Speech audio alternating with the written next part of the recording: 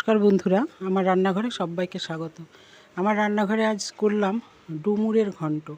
ডুমুর অনেকেই চেনে না, আবার প্রায় লোকই চেনে। আমাদের এখানে যেমন গাছে হয়, আমাদের বাড়িতে ছিল গাছ, এখন আর নেই। আর জগ ডুমুর গাছ ছিল, জগ ডুমুর খায় না, এই দেশি ডুমুরটাই রান্না করে খায়, খুবই উপকার। তা ডুমুরগুলো দেখো আমি কিভাবে লুডুর ছক্কার মতো চৌকো চৌকো করে কেটেছি। অনেকে আবার মাঝখান দিয়ে ফালি দিয়েও ভেতরের দানাগুলো চামচ দিয়ে বার করে, কিন্তু ওটা আমার অনেক খাটনি লাগে। তারপর করে সেটা একটু সেদ্ধ করে নিয়েছি লবণ দিয়ে। তারপর ছোটো ছোটো করে আলু পোস্তর মতন আলু কেটেছি। কড়াইতে সর্ষের তেল বসিয়ে দিয়ে আমি জিরে আর তেজপাতা ফোড়ন দিলাম। দিয়ে ফোড়নটা একটু ভাজা ভাজা করে নিয়ে আমি আলুগুলো দিয়ে দিলাম।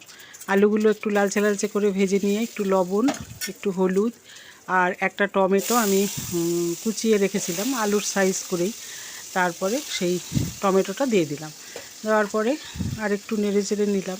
তারপরে একটু জিরের গুঁড়ো, একটু লঙ্কার গুঁড়ো দিয়ে সুন্দর করে নেড়ে আর ওই সেদ্ধ করে রাখা ওই ডুমুরগুলো তার ভেতরে দিয়ে দিলাম।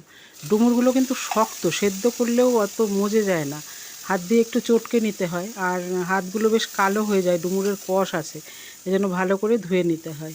তারপরে একটু নেড়ে চেড়ে নিয়ে নামানোর আগে সামান্য মিষ্টি দিলাম, মিষ্টি বলতে চিনি দিয়ে, আর একটু ঘি, একটু গরম মশলা সব কিছু দিয়ে যেমনি আমরা মোচা ঘন্ট করি ওইভাবেই করা হয়। অনেকে আবার চিংড়ি মাছ দিয়ে করে, পেঁয়াজ রসুন দেয়, আমি দিইনি, নিরামিষভাবেই করেছি। তা তোমাদের ভিডিওটা কেমন লাগলো বলো। আর ডুমুর কিন্তু খুব উপকারী, ডুমুর সচরাচর পাওয়া যায় না আমাদের এখানে। এখন দেখি সবজিওয়ালাদের কাছেও ডুমুর থাকে, বোধহয় অনেকেই নেয় তাই। আর আমরা তো কিনে কোনো দিন খাইনি, আগে গাছ ছিল, ছিঁড়েই রান্না করেছি। আর এখন এটা কেনা।